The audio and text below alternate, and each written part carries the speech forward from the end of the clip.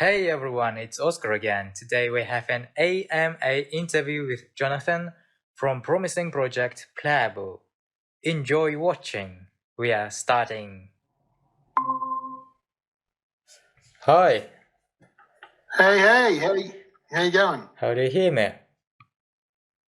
I can hear you, yes. Can you hear me? Yes, nice to meet you. My name You is too. Oscar from capital R. Capital R, okay. And my team has asked me to have an interview with you.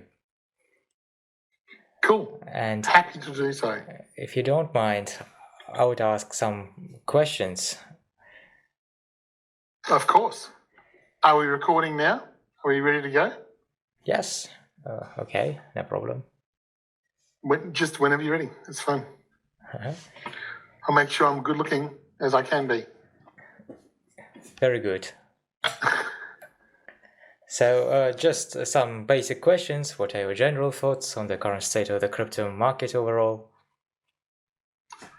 Well, I think the FTX scandal has dampened crypto at the moment. I think we were looking fairly good to coming out of the bear run prior to that. I thought we could even be out of it this side of Christmas. But I think with the FTX scandal, I think that's going to delay things now for at least several months. I don't think we're going to see anything. Well, I'm sure we're not going to see anything this side of Christmas. We might see a bounce. There's a lot of people saying that there's one more leg down. I'm sort of into thought. I don't know whether that's true. I'm prepared for one more leg down. We've got a little bit of money saved for one last buying opportunity. If we get, like a really nice, if Bitcoin went down to like 12,000 or 10,000, that would be interesting to see. But I'm not sure whether that's going to happen. I actually like Alex Becker's theory that we're close to bottom. People are forgetting inflation. Bitcoin, if you get rid of inflation, Bitcoin's already at 8,000 or something. So if you take into account what inflation was. So Good. Yeah, I think we're going to be sideways until possibly November next year. And then we'll start to come up. Good. And how did the idea for PLAYA3ULL Games come about? Well, the idea came about because I raised money from Gala Games. I had a friend of mine who was a game developer, and he didn't have any money, like most game developers, and his team was trying to develop a game. And we were talking one day, and he basically said, if I had money, I'd be able to finish this game. Like, it's just, there's so much to do, and I need to hire people, I need expertise I don't have. And I said, well, I've heard of this crypto company that's got a lot of money, and they're looking for games, so do you want me to approach them? He said, sure. So we went and raised $1 million Australian, which is about 800,000 US. Yes, I noticed your Australian accent. It's very distinctive and it's very cool. So, cool. Okay. Yeah. Yeah, thanks. I really like it. I think there's cooler accents out there, but yeah, it's anyway. So we raised that money. Gala brought them inside, and they started building a game for Gala, and that led me to start talking to my sons. We were involved with NFTs at the time, and my sons and I had a meeting and decided, well, with what Gala's doing, we can possibly do something similar. There's a lot of game developers out there, and I'm in marketing. I've got a master's degree in marketing, and there's a rule in marketing called the law of two, which is there's always Ford and then there's GM. There's always Coke and Pepsi, McDonald's and Burger King in America. In Australia, we call it Hungry Jacks. Yeah. But there's always two, and there's a third company further down. So Coca-Cola, Pepsi, then RC Cola. So we sort of thought, well, gosh, it wouldn't be bad being number 2. We're not going to catch Gala because they're 3 years ahead of us, but we might be able to get into the number 2 position, and that's our goal, is to nestle into that number 2 position and be the second crypto gaming company that's building up, like actually building proper PC games. So that's how we started. That was our goal, and it worked really well. We got a very good start out of the gates. We were very happy. Cool. So let me continue. What's your personal background, and what do you think Playable Games became a success where other cryptos are failing right now? Okay, well, my personal background is I started off really as a salesperson coming out of school. I finished high school and I was thinking about going to university, but basically started architecture and then dropped out. And I went into sales, and I was a good salesperson, not brilliant, but I did selling. I actually had a goal to become a sales trainer. So everything I did in sales was to become a trainer. And I ended up being a trainer when I was in my 30s, and it was terrible. I didn't like it at all. So it'd been sort of like my life goal up to then to become a sales trainer and train other people how to sell. But once I actually got into it, I found it very difficult to get clients, and the work was long and hard and didn't pay very well. So it ended up not being good. And I've sort of done other sales. I've run sales teams for big companies. And out of that, I ended up going towards marketing, and I ended up going back to school and doing a marketing degree at Griffith University in Australia.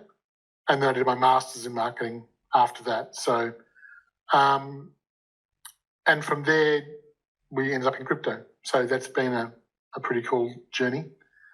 And sorry, I've forgotten the second question. The first one was about me. It's about cryptos are failing right now, and okay, it's now. Oh yeah, that's right. So why Playable is in a good position. The first part is that we've actually got a lot of money out of our launch, and rather than just take that money for ourselves, we thought it would be a much better idea. Like, all companies grow in stages, and like they grow, then they have a bit of a downtime, then they grow again, they have a bit of a downtime. So a lot of people take their share out first and then hope the company keeps growing. Well, since we're older, like all of my senior staff are all in their 50s,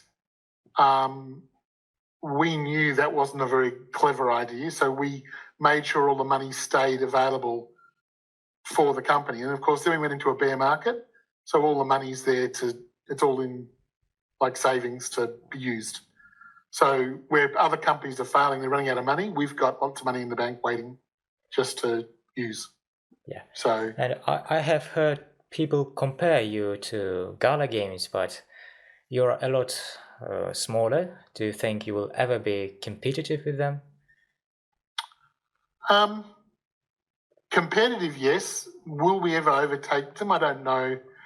The rule of being first into the market is a pretty strong one to break. If Gala's done a couple of things that I personally wouldn't have done, but their owner's already a billionaire, so maybe he knows stuff I don't know, and that would be a fair assumption that he's a smarter guy than me. But they've diversified into movies and into music as well as games, whereas we're just staying just in games, and that's all we're going to do. So we've got an opportunity to overtake them in the gaming part, I think, long term, but they're also doing a lot of good work in games. So it'd be fair to say that they started 3 years before us. It'd be fair to say that that's going to be enough.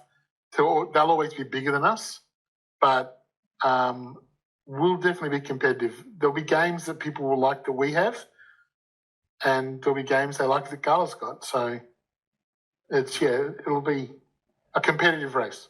Good. Thank you. What is different about Playable Games compared to other crypto gaming companies? I think the main thing is that almost all the crypto gaming companies out there aren't proper gaming companies. So they're not actually, they don't understand how to build a game. Everyone who doesn't know how to build a game actually thinks it would be really easy. It's like you see this in NFTs a lot. Oh, we're going to build a game around our NFTs. We've built these NFTs with crocodiles, and we're going to build a crocodile hunting game where crocodiles go and hunt hippos. And they think, A, that's easy, and B, they'll be able to do it, and C, people want to play it. And all three of those assumptions are wrong. So that's why almost all crypto games don't work, because the people doing it don't have any idea what they're doing. So what we did, which was really different to everyone else, so Gala Games started off with their owner actually coming out of Zynga Games. So he actually started Zynga Games, and he had a very big hit game called Farmville in the gaming industry. Well, we didn't have that. So what we did is we went out and we found a developer who is an expert, and Daniel Visser, we did a contract with him and hired him to be our head of games. He's published 200 games in his lifetime. He sold his company last year for a very large sum of money. And we just were in the right place at the right time to be able to say, hey, rather than retire and just go sit on a beach drinking beer, why don't you come and help us build something really fun? And you don't have to be a developer every day. Just give me your brain and help me not make bad mistakes. And so we've definitely got a very strong team of core developers that have built 200 games.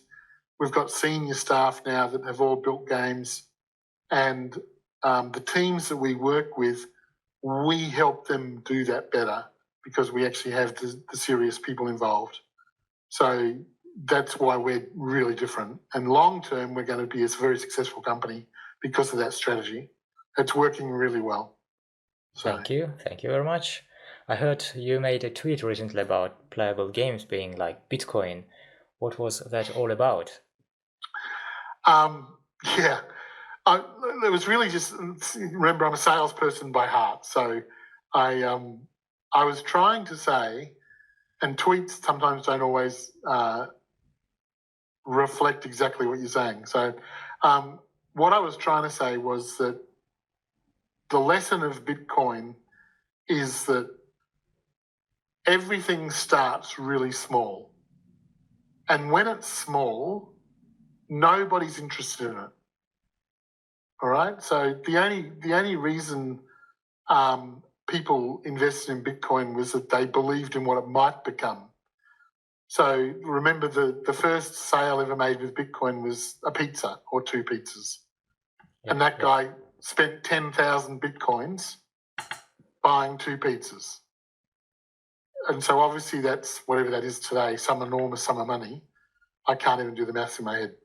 But it's a lot of money. Like, it's billions of dollars for two pizzas, or hundreds of millions of dollars for two pizzas. But that's all Bitcoin was worth back then. It was only worth two pizzas. And then it became worth more. And then it became worth more. So my analogy was that Playable Games is in a similar situation to what Bitcoin was back then. We're only small right now. We only have 5,000 people in our community. We've only sold the first 4,000 of our nodes out of 50,000. But that won't be where we'll be in 2 years' time, or in 4 years' time, or in 10 years' time. And what people can learn from the Bitcoin story is that when Bitcoin's worth, even today's money, $17,000, everyone would like a Bitcoin, or 2, or 10, or 20, or 50. They could have bought 50 of them for 9 cents each a few years ago, but they didn't. But everyone would love 50 of them today. Well, my tweet was about, don't make the same mistake. Look at Playable Games, check out our team, see what we're doing, and then just invest $50. Because in 5 years' time, that $50 might be $500,000, or it might be $2 million. Who knows? You know, you buy a lot of Bullcoin right now $50. It's real cheap. Yes, thank you.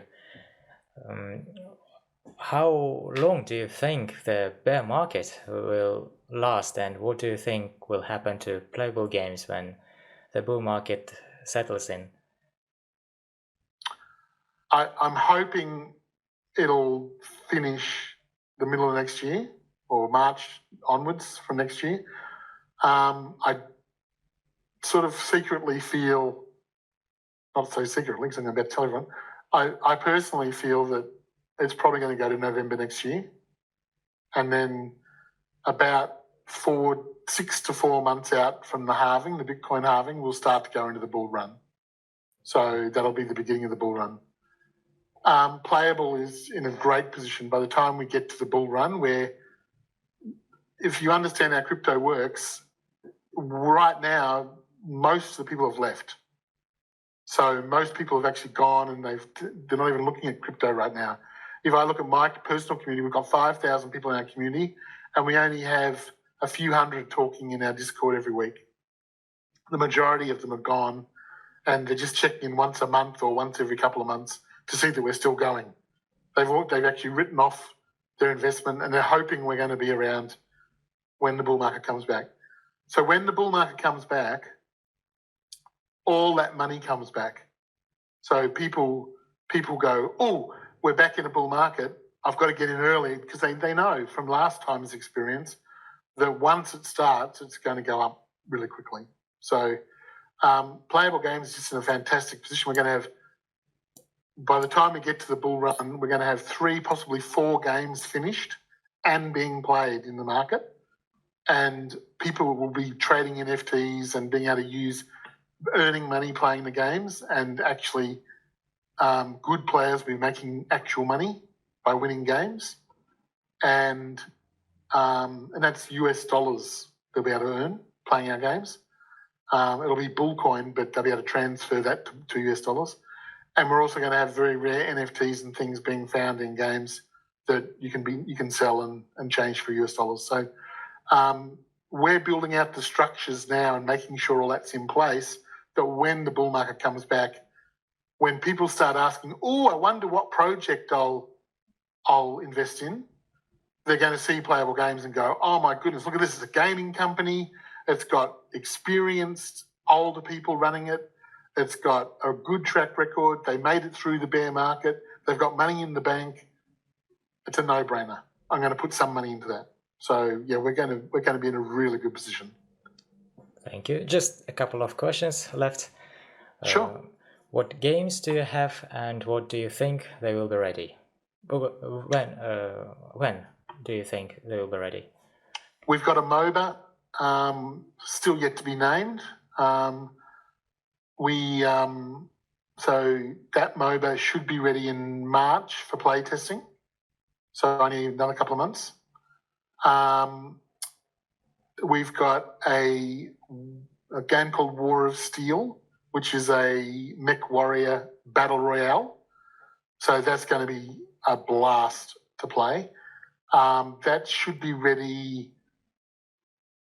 We should be going into beta in March, probably. Might be a couple of months after. We actually had it sort of ready to play. And when we did our first tests on it, we weren't happy with how it was. So we asked the team to fix a couple of things, and that's taking a fair bit of time to upgrade it to the next level. We didn't feel the graphics were quite nice enough. And considering we're in a bear market, we felt we could apply some more time there to get it right before the bull market comes back. None of these games are going to make anyone a whole heap of money in the bear market. We've got to really wait for the bull market to come back. So we've got time in our side to get our games perfect. We've got a survival game called Dogs of War. That's only in early stages, and that's probably the end of next year we'll be ready to play. And we've got a farming game we've just bought that should be ready for beta testing in March, might be April.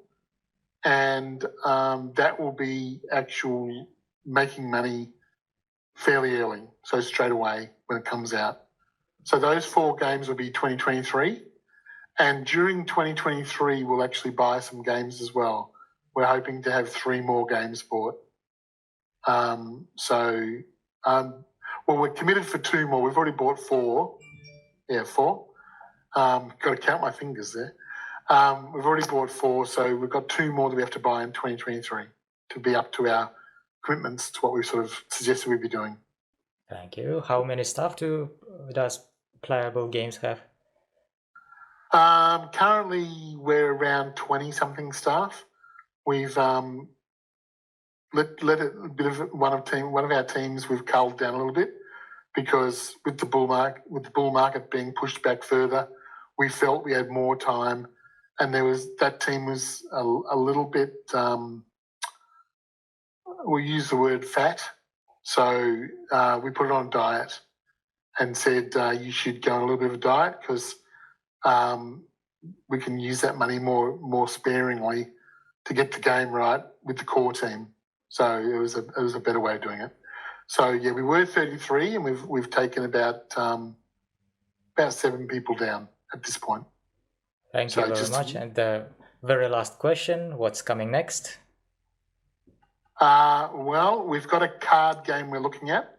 We're looking at buying a card game at the moment. So something like Magic the Gathering.